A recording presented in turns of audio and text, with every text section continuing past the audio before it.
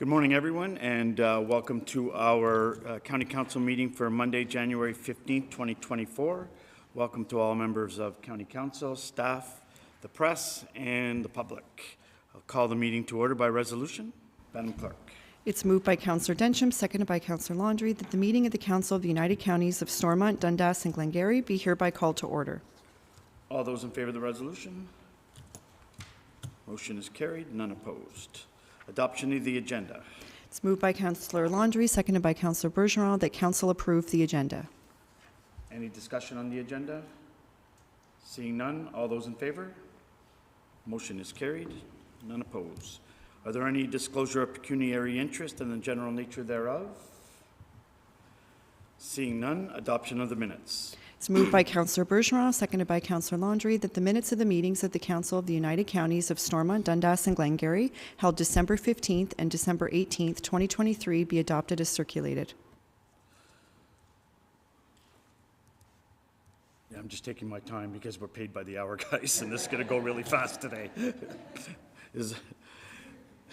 All those in favor of the motion? Motion is carried, none opposed. There are no delegations. Moving on to transportation. Thompson request for entrance onto County Road 13. Madam Clerk. It's moved by Councillor St. Pierre, seconded by Councillor Densham, that the Council of the United Counties of Stormont, Dundas, and Glengarry support the request to remove the reserve and permit a new entrance on County Road 13 from Eastern Part Lot 1, Concession 10, RP52R 3921, Civic Address 14119, County Road 13. Thank you, and welcome, Derek.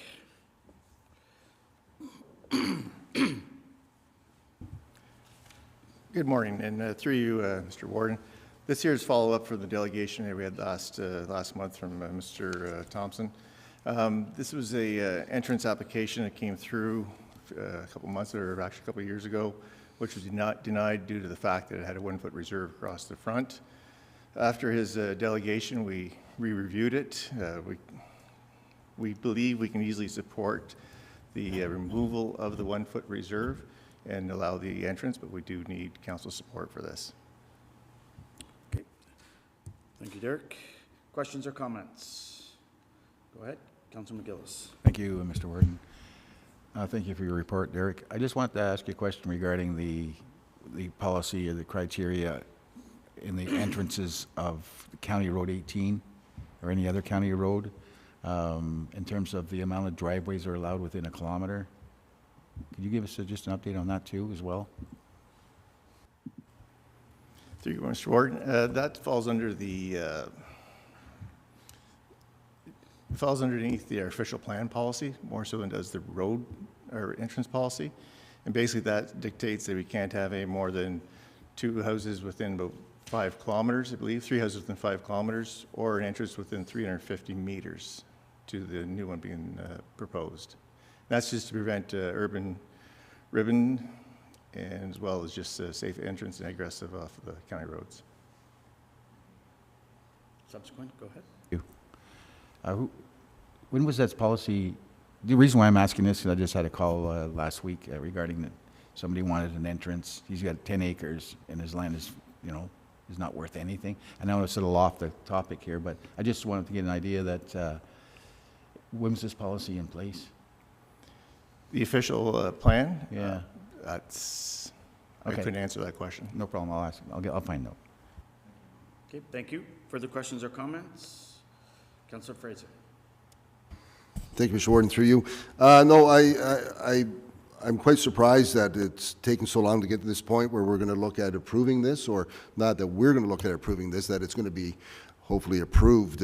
There is a house there, there are families there, and it's not going to, in my mind, not going to impact the amount of traffic entering the County Road 13 from the houses. It's the same traffic, albeit in all likelihood, I'm looking forward to coming through 2 driveways, allowing people to have items, property, enjoyment, RVs, and company come in and not struggle, just trying to get into their own property. So I look forward to this being supported. Thank you, Mr. Warden. Okay, thank you. Further questions or comments? Seeing none, all those in favor of the motion? Motion is carried. There are none opposed. Okay, moving on to Get Corp request for seasonal permit. Madam Clerk. It's moved by Councillor Landry, seconded by Councillor St. Pierre, that the Council of the United Counties of Stormont, Dundas, and Glengarry support the road operations by Get Corp. Support that the road operations by Get Corp be deemed as an essential agricultural-related move, and that a seasonal moving permit be issued to Get Corp as per the provisions of SDG Counties Bylaw Number 5204. Thank you. Derek. Again, through you, Mr. Warden, this is again to follow up with the presentation was brought in, I believe, in November. They are trying to get a very unique farm business up and going where they're producing renewable natural gas from processing manure from their farm as well as several other farms. The problem they have is to maintain that inflow of manure and manage the manure load from various farms throughout the half-load period. I was able to meet with Mr. Thurler and his partner there just before Christmas, and they have agreed that the requirement within our bylaw to stay at 7,500 kgs per axle versus 5,000 kgs per axle would meet their needs. But before we can issue that permit, I just need acceptance from council that this is an agricultural use. Okay, thank you. Questions or comments? Councillor Fraser. Thank you, Mr. Warden. Through you, not to drag out today's meeting, but I'm not going to be, anyway. No, this has been, our roads are a struggle, of course, and we need to take care of our roads, but as I say about North Dundas and I've said about SDG, agriculture is our industry, and we need to ensure that our industry is successful, and I do look forward to finding unique ways to ensure that we are able to continue supporting our industry year-round. Thank you, Mr. Warden.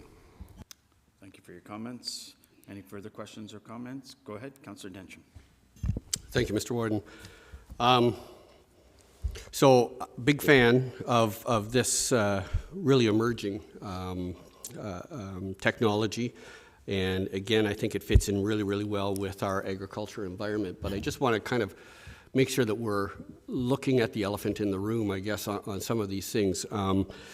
You know, as Mr. Thurler said, this has a high potential for expansion. And ideally it will. It will just continue to increase the reuse of manure for the sake of RNG. I think a lot of communities can benefit from that.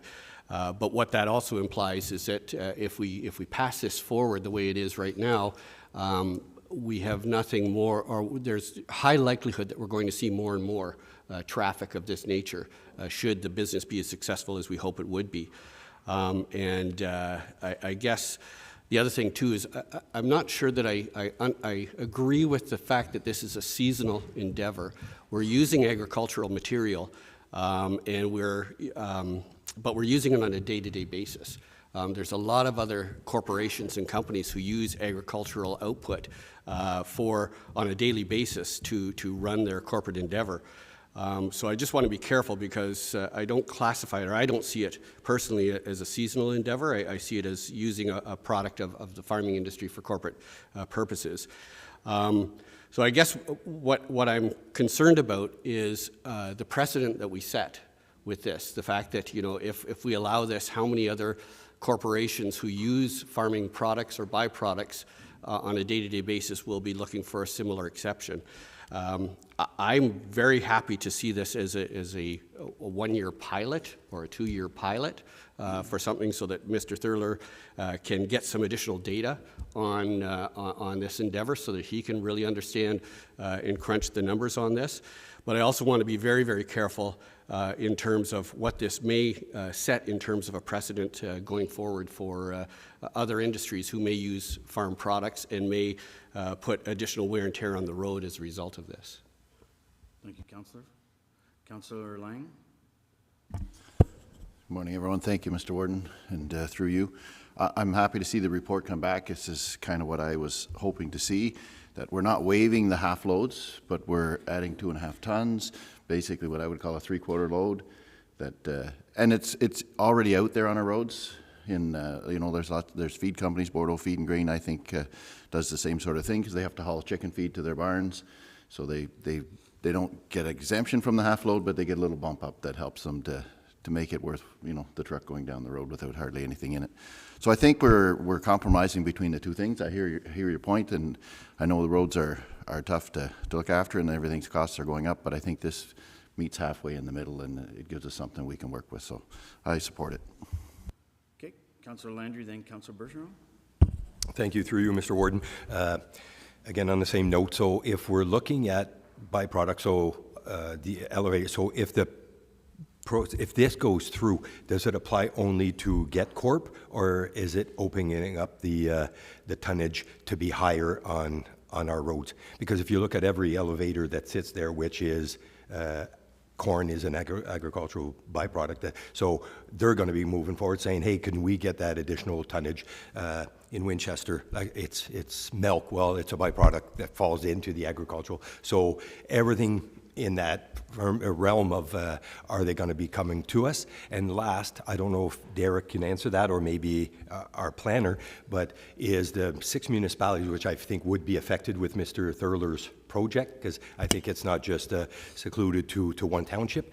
Is the municipalities in line with that, or are we going to have to revert and relook at our bylaws to, because I mean, it's one thing driving down the county road, it's another thing getting to the farmer, which often would be off municipal roads. So maybe Derek, if you can give your perspective, or Peter. Thank you. Thank you. Derek? Yeah, sure. I can kind of answer that a little bit.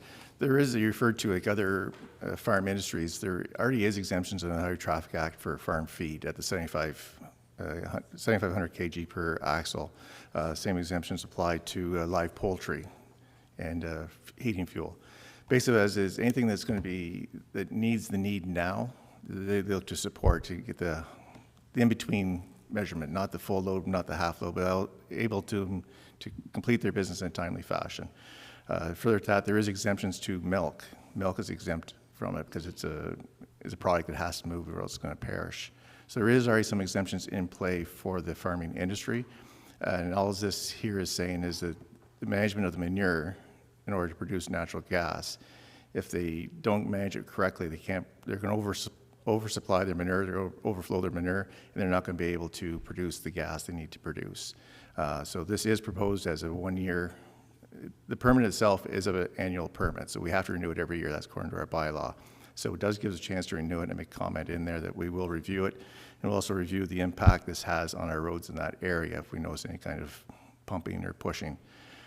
To your question regarding the municipalities, I did make a comment in here, and it will be referred to Mr. Thurler also, that this permit is only for county roads, that he has to seek out each individual municipality he's going to enter on their property and get the same permissions from them. So it has to be for final approval if he's on township roads. In conversations with him, he doesn't think the impact of the township roads is going to be all that great. Just being, it'll only be maybe the last load he picks up might be off a township road or access back to his property. And he's willing to deal with them on one-on basis with that individual municipality. First couple of loads he picks up may not be full loads, I'm not sure. So he's anticipating there's going to be minimal impact on township roads, and he's aware that he has to talk to the townships directly. Okay, thank you. Councillor Bergeron. Thank you, Warden, and through you. I agree with all the comments made, but I just wanted to add that, first of all, the township roads are not built to the same quality as the county roads, and so townships may suffer more on road damage than county roads. And secondly, because of this, I don't like to see that the taxpayer base is responsible for road damage that is caused by private enterprise. And that's going to be a hard one to judge, because how do you prove that road damage was caused by a certain enterprise and not just everyday road damage? It's a tricky issue to deal with. Councillor St. Pierre. Yeah, thank you, Mr. Warden. For me, this meets all the check boxes when I think about this endeavor. It's renewable energy, which is a movement afoot. It's going to meet net zero carbon emissions, which is the movement afoot. We're going to, or he's going to reuse the manure as fertilizer, so it's going to be a byproduct of going back to our farming community. And if I'm not mistaken, I think our agriculture community is probably our largest industry in SDG. So And knowing now that this is more in line with other ag uses, I certainly support this. I think it's what we should be doing, is supporting this endeavor. I do like Councillor's suggestion, though, that it should be monitored for over a year or two to see, and perhaps Mr. Thurler or Get Corp will continuously look at ways of reducing the need to haul during the winter months. Perhaps they bring the manure in, maybe they stockpile it and use it on a need basis. So I'm confident that Get Corp is going to not just pound our payments during the springtime with heavy truckloads all the time, that he's going to be responsible with that. So I'm in fully support of this endeavor. Thank you, Councillor, and I think, as Derek said, it's they'll have to renew it next year, so we'll be able to maybe get a report back on how it went, and so Council feels good going into the following year. Councillor McDonald. Thank you, and through you, Mr. Warden. So my thoughts would be, with the year, I like that idea to check it out, but it seems to me like the answer is going to come in multiple years. For example, our roads typically last 30 years, and now because of this, they last 28. That has a material impact on our budget, because you're budgeting slightly less years, but we won't know that without the report. So I'm in support of it, but do keep an eye on that, because our levels of service come with a taxation. And as Councillor Bergeron said, like, you don't want to, not your words, but you don't want to privatize profit and socialize loss, and the loss would be on the roads. So like, I'm in support of it. We need to be very wary of if there's negative impacts on our roads and what that means going forward. And I think Councillor Lang said it, or you mentioned it, there's already industries doing it, so it's something that's already there, and just please monitor it. And I like to touch on local roads because we aren't built the same, so that's something that we'll have to consider at our lower tiers, depending on where it is. But it is, like you said, checks all the boxes that we want. So it's kind of a wishy-washy statement talking on both sides, but just again, keep our eye, like, if we can keep our eyes open, and if that report comes back multiple times, I guess every year when it has to. I might not be here in 20 years, but I think that, like, we do need to keep that horizon on, because that's how long our roads last, perhaps even 30. Thank you. Thank you, Councillor. Further questions or comments? Go ahead, Councillor Fraser. Thank you. And it's not a comment directed towards Get Corp or towards the question at hand, Mr. Warden. Thank you for allowing me, if you would. This is just to the conversation about township roads. On Thursday, the Township of North Dundas has. The report is in the package now, but on Thursday we'll be discussing it, and we do address some ways to monitor our township roads, because we do have issues similar to this in North Dundas that we're dealing with, and we've been dealing with for the last was over a year now. We've been working towards a solution. I feel that we may have a solution at hand. It's the report addresses ways to monitor our township roads. So as been brought up, it is a concern for all of us, what is going to take place. Again, as Councillor St. Pierre supports the idea that this is our industry, and so we do need to be well aware of ways to monitor our roads. So I do suggest everyone has take an opportunity to take a look at what's in our package for this upcoming Thursday about the ways that we're going to monitor our roads that are going to be impacted by heavier loads as we move forward. Thank you, Mr. Warden. Okay, thank you. Councillor McDonald. Thank you, and through you, Mr. Warden. I think it's a good time to mention something that you've probably heard former Warden Fraser bring up, is the idea that it is our industry, and there is a 25% tax on that. And it's a slight segue, if you'll allow me, is that we've never been made whole from it. I think we've beat that horse before, but Oshawa would never accept commercial taxation at 25% for the automotive industry. However, us as SDG and agricultural-based communities, we have to accept 25% on our main industry. So if there is ever a report that can come to council stating that, I'd be behind it, kind of saying that this is what it would take to make us whole, because I believe North Dundas did the amount. And if I may ask you, approximately how much, if you don't mind, through you, Mr. Ward, I think Mr. Fraser or Councillor Fraser has that answer. Approximately how short would your township be? And I imagine it'd be similar for all of us. We'd gain 40% more. Overall, I believe it's about $4 million more if we were made whole.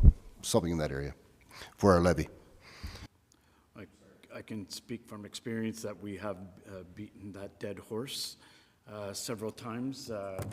Basically, the first 10 years that I was in politics, that was on the definitely at the top of the agenda, also at the Warden's Caucus.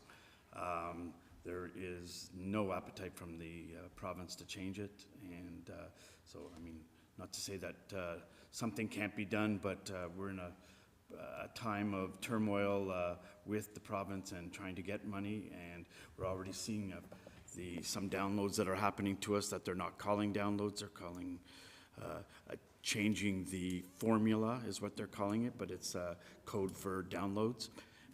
So yeah, I think we've got lots of work ahead of us on a lot of items, but yeah, it would be great if we were actually still getting that money. Further questions or comments? Seeing none, I'll call the question. All those in favor of the motion? Motion is carried, none opposed. All right, moving on down to tenders and quotations, Martintown Bridge rehabilitation. Madam Clerk.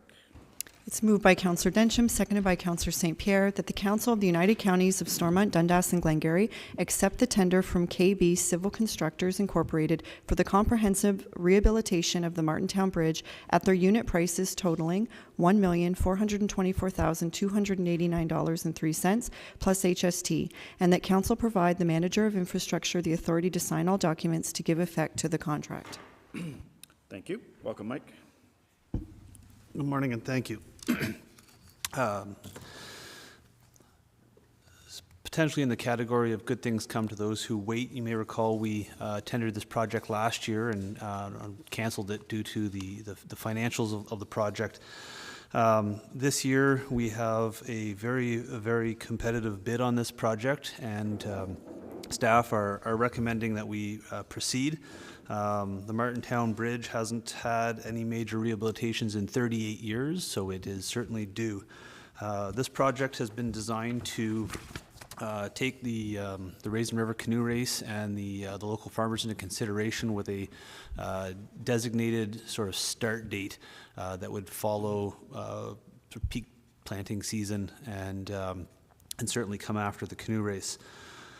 On page 2 of the report, in the financial analysis section, I have a table here. These 5 listed projects would be the sort of global 2024 bridge and large culvert portfolio. I plan on updating this table as more tenders go out and results come in, to provide council with the numbers, how that global budget is shaping up as we move through the year.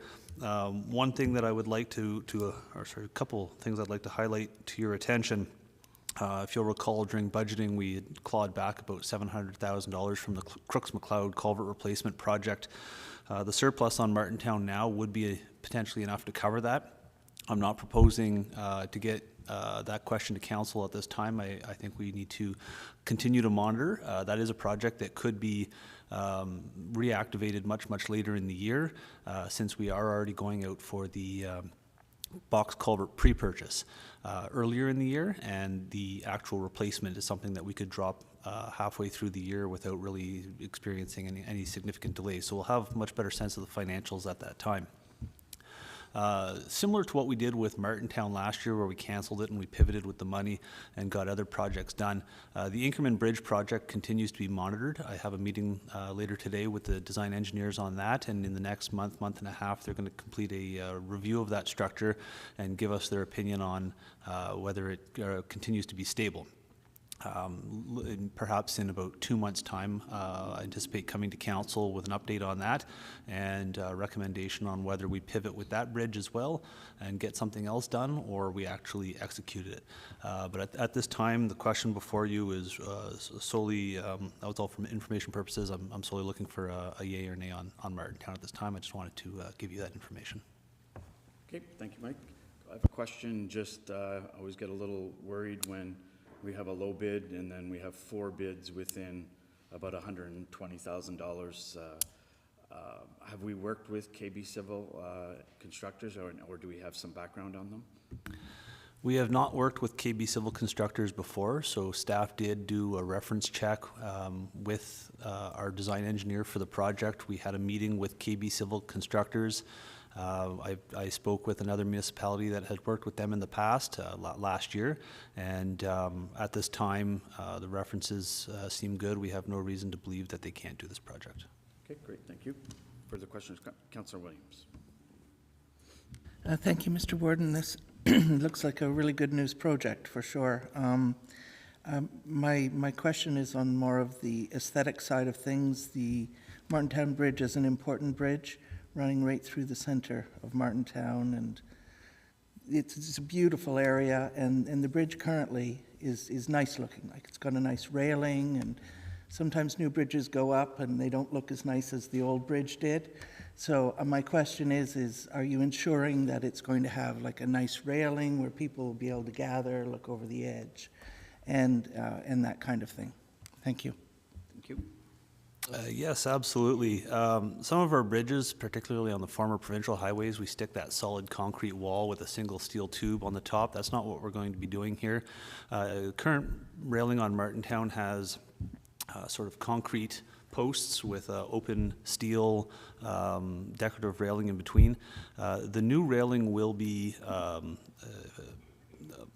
all open steel with steel posts, no concrete posts. Right now the concrete posts are clad with a sort of stone veneer, and they're being attacked by the salt, and the stone is popping off. And there are a lot of options for solely steel decorative railing. So that's what we're going to be proposing to go with at this time.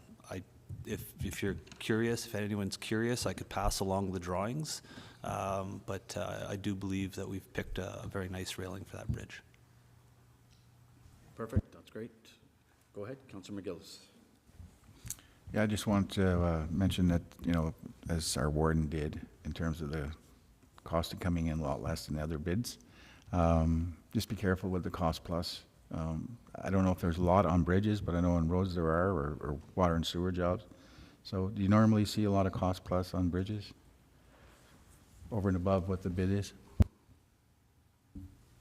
When it comes with bridges, it's the hidden conditions that tend to add up when we start peeling off, say, deck ends, and we have chloride attack on the girder ends, and then we have to go a little bit above and beyond on something we couldn't necessarily see. The Martintown Bridge is relatively young as far as bridges go, and the concrete used in the 80s was better than the concrete used in the 60s, and we're going to certainly be keeping an eye on this and keeping council updated when a condition comes in, something's found to be in worse condition than we expected. There's additional quantities, additional labor. We're not anticipating much at this time. There's a potential that because the bridge was delayed for a year, that some of the degradation went a little further than the design consultant had accounted for initially. But we're going to have this bridge under full-time supervision with one of our staff, Matthew Brownell, and Matt's very good at keeping them honest. So it should be kept to a minimum, and I can't comprehend at this time how we would possibly even get close to the second low bidder in terms of cost on this project. Thank you. Further questions or comments? Seeing none, all those in favor of the motion? Motion is carried, none opposed. Moving on to items under the consent agenda. Madam Clerk. It's moved by Councillor St. Pierre, seconded by Councillor Bergeron, that all items listed under the consent agenda section of the agenda be received for information purposes. Questions or comments? Councillor Dencham. Thank you, Mr. Warden, and through you. It's just a quick question on the financial summary, not about the detail, but about the report itself. I wonder whether or not we've ever considered having a year-end expected column added to this report. It's sometimes a challenge to understand, especially with all the puts and takes that happen at different times of the year. Big payments or big revenues come in at the beginning of the year, or they don't come in till the end, or they're kind of haphazard throughout. I'm just wondering how much effort it might be, and I don't need an answer right now, maybe at a future meeting, what kind of effort might be required in order to put a year-end expected column into this report. And I'm not sure whether the budget is a year-to-date budget or whether it's a year-end budget, because you'd also need, I guess, if it's a year-to-date budget, we need a year-end full year budget to be able to compare it. From my perspective, quite often when I ask questions, especially at our local municipality, about the difference between the year-to-date and the budget, most often I get an answer, oh, that's going to come in late, or, you know what, this happened early, so don't expect this to set a trend. And so I just think it would be helpful for ingesting this information, if that would be possible. Rebecca? Yep, sure, please.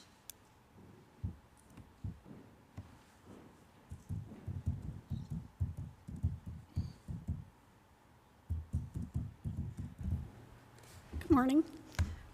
So the financial summary you see in the council agenda, it does include actuals up to the point I've printed the report. So the 2023 budget is based on what was approved, and the year-to-date is based on all invoices and transactions that have occurred up to that date.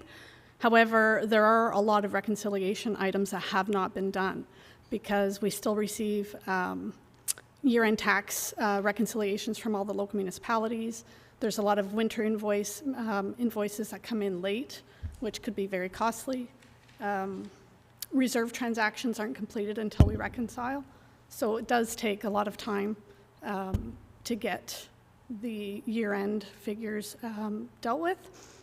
We could provide a report on estimates in a KIR, potentially, but there are a lot of unreconciled items for roads specifically that would take a lot of time to compile. Go ahead, subsequent question. Yes, thank you. Yeah, and I think it is estimate that could only be reasonably expected. I realize the fact that this is based on true fact, and that's the right thing for a report like this. But again, to understand whether or not we're going to end the year and to kind of eliminate some of the basic questions that are often asked, a year-end expected would be really good. And again, I think from my perspective, and I've discussed this with our treasurer at our local municipality, it also means, I think, that it makes me more comfortable that the director of each of the departments are really looking and projecting out their numbers, because they have to have input on that. It's not something that a treasurer can do on their own by any means. But thank you. If I may just make a further comment. By February, most of the year-to-date numbers are reconciled. We bring a report to council with all the reserve transfers. So the financial summary that will be received in February is very, very close to what the expected year end is. Yeah, and just a final comment on that one. By February, it's too late to make a decision, I guess, on any change of course that we might need to make year end end up where we want it to be. And that's kind of my point, is that we're here to make decisions throughout the year to help steer us on a course that will allow us to be fiscally responsible. And so the more information we have in terms of how we're projecting out the year end will enable us to be able to help support decisions and staff in decisions that need to be made to bring us to where we want to be at the finish line. That's kind of the point, so thank you. Thank you, Councillor. I think that we should just end it today and we have a $5.5 million surplus. Who's with me? Any further questions or comments? All those in favor? Motion is carried. None opposed. And we will move on to boards and committees. I guess, Tony, you're giving the, Councillor Fraser, you're giving the Warden's report? Thank you, Mr. Warden. Through you, I'll turn that over to you. Thank you. So we had the Eastern Ontario Wardens Caucus inaugural meeting on Thursday and Friday. Warden Peter Eamon was re-elected as chair for this year. We went over an overview of the EOWC priorities. We discussed the affordable and attainable housing 7 and 7, paramedic services, the adequate funding for operating and capital, off-road delays at hospitals, modernization of the dispatch system, and increasing community college enrollment. We discussed long-term care, shortage of healthcare resources, support for capital redevelopment and expansion, and a funding formula based on the case mix index is is very outdated. So we will be discussing our upcoming priorities in March for the following year. So we're obviously still using these as our base priorities. Updates were provided by EORN and the Eastern Ontario Leadership Council. EOWC is preparing for Roma delegations. We have quite a few. And special note, there's a joint delegation with the Minister of Health regarding cross-border billing and the financial impacts of our ambulance responding to calls with the City of Ottawa. We had met with the mayor in December, I believe. And so in that meeting will be Leeds and Grenville, Prescott Russell, SDG, and Lanark County. Questions? Yes, go ahead, Councilor McGillis. Thank you, Mr. Warden. You said there was some discussion on from EORN themselves. In terms of broadband, was there anything mentioned what their status is there with municipalities and SDG? Yeah, you want to take that? Yes, they did provide an update on the status. So what I can do is, we received a report on Friday. I can take that report and I can circulate it to council. So they're a little bit, I would say they're a little bit behind on the project, but I think a big part of that is resources in general that are available by the telecommunications providers. But I can send out an update of their report that they provided on Friday. Yeah, it was a pretty good report, and Yep. I believe they're asking for an extension on getting it done, and they believe they'll get that extension, Yep. but it's not like a 2-year extension or anything. I think it's less than a year Yep. to get things Yeah, done. it's about a year. You know, so. Okay, any further questions or comments on that? Moving on, Joint Liaison Committee, I don't believe we've met. Library Board, who will be taking that? No meeting. Police Services Board, no meeting. Eastern Ontario Health Unit, Councillor Lang. Thank you, Mr. Warden. Through you, we did have a meeting just a few hours after our last council meeting, wasn't that afternoon. The budget is passed where we had expected, what we've budgeted for, but just to make note again that some of us weren't too thrilled. It was 20% increase, but it's already in our budget. We had known about it ahead of time. COVID update, it's still there, but not top of everybody's mind anymore. But just an interesting fact that only 48% of the 75-plus age group has taken the new vaccine. They're a little concerned. They'd like to see that age group a little bit higher on being vaccinated. The flu is behaving normally. Is it last year? It was a little bit of a rough year. Everything kind of came at once, but this year it's behaving normally. And health units, along with the province, are working on some possible mergers and health units being merged together. That's it. Okay, great, thank you. Questions or comments on that report? Seeing none. Moving on to Glenstore Dunn Lodge. I can take that as well if you want. Okay, go ahead. We haven't had a meeting. It'll be on Wednesday this week. Okay. St. Lawrence River Institute, Councillor Gaydon. Next meeting's in April. Nothing to report. Great, thank you. Raisin South Nation Source Water Protection, Councillor Bergeron. Yes, our meeting isn't until Wednesday, but I did receive the agenda. Okay. And the topics of discussion are the new rules regarding winter road salt application, any salt application, and also the new rules regarding snow storage. So that's what will be coming up on Wednesday. Okay, great, thank you. Councillor Fraser. Nothing to report. Thank you. Eastern Ontario Agri-Food Network, Councillor Williams, no report. Regional Incentive Programs Approval Committee, Councillor Densham. No meeting to date, but the 2024 window has been open for regional incentives. It opened January 5th and it closes February 29th. So any businesses that are listening in, if you see an opportunity, please reach out to Tara. She's put out, I don't think we've nailed down a meeting date, have we? She's put out a Google ask on or a doodle poll, I guess is what it's called, to pin down a meeting, but we haven't nailed it down. And my assumption is that it's going to be after February 29th when the window has closed. Great, thank you.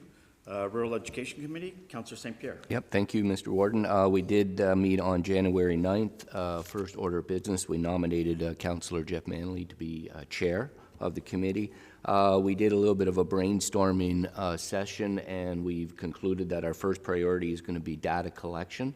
In data collection, meaning we want to understand enrollment numbers and utilization of schools, just so on the next accommodations review, we actually have the data and we're being proactive versus waiting for data from the school boards or the ministry and then finding out some of the data is incorrect. So we're trying to get ahead of that. And also becoming more community hubs in the school is very important to us. We are successful, or we're successful, get delegation of Roma with the, as everybody knows, with the Ministry of Education. So we're looking forward to that. And our next meeting, we decided that we're going to ramp up the meetings, do monthly for at least till now, until the spring. So our next meeting is scheduled for February 20th. That's great. Great report, and good to see the committee all moving in the same direction. Any questions for that? No, seeing none. Key information, administration update. Maureen.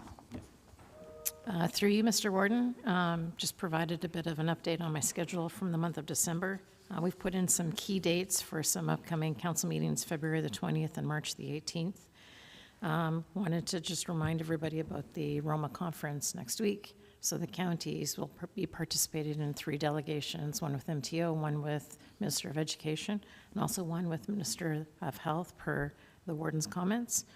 The Warden's curling bonspiel is coming up on March the 2nd, so some of you might want to put that on your calendar. And those are my brief highlights, Mr. Warden. Okay, thank you. Questions or comments? Okay. Seeing none. Anybody have anything at all before we end? Ratification bylaw. Madam Clerk. It's moved by Councillor St. Pierre, seconded by Councillor Densham, that bylaw number 5433, being a bylaw to adopt, confirm, and ratify matters dealt with by resolution, be read and passed in open council, signed and sealed. Any discussion? Seeing none. All those in favor? Motion is carried. None opposed. Adjournment. Madam Clerk. It's moved by Councillor Landry, seconded by Councillor St. Pierre, that council adjourn to the call of the chair. All those in favor?